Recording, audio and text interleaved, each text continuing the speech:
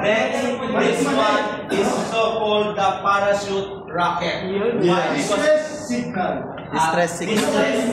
Again, the parachute distress signal. Why parachute? Because it has a parachute inside. We have this one more pieces in the survival kit. Now, the background of this is just we can use this during day and night. Why? Because it has no use. With the altitude of 300 meters. Diba? Alam natin yun. And then, we also have the visibility of 30 nautical miles. And then, of course, we have 30,000 candela. Ang liwanag mo? With a burning time of 40 seconds. Ang tagal lo, kung di ka pa makita. You guys.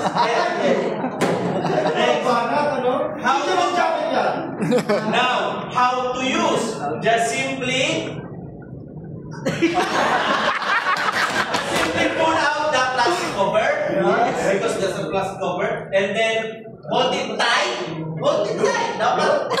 Out now. And then unscrew the red tab here. And then wait for the parachute to Up away. Thank you. Yes, this one. This one is so critical. Ay, hindi pala. This one is so called the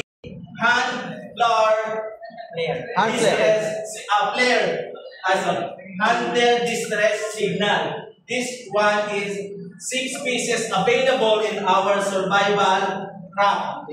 And then we can use this one also in the abandoning of our ship. But before that, we have to ask attention to the other vessels nearby in our station. So meaning to say, hingi muna tayo. Pati na-discuss. With this one, with the luminous of 15,000! 15,000!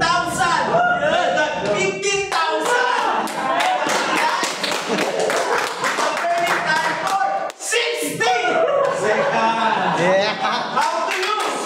Just simply pull out the cover. Yep. And then unscrew the red top and then wait for the loose of 15,000.